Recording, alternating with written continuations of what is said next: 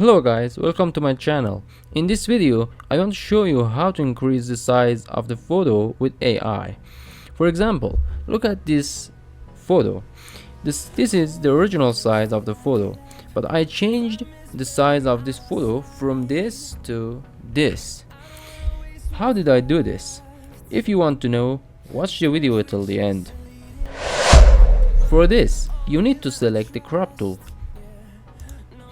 and draw from each side of this photo.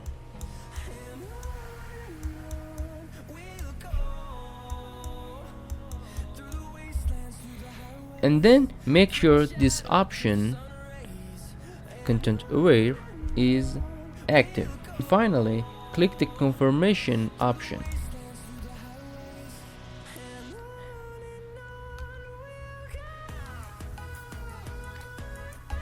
And now the work is finished, and now you have a much bigger picture. If you want to support me, you can like this video and subscribe to my channel to see more videos. Good luck. Let's go to the next video.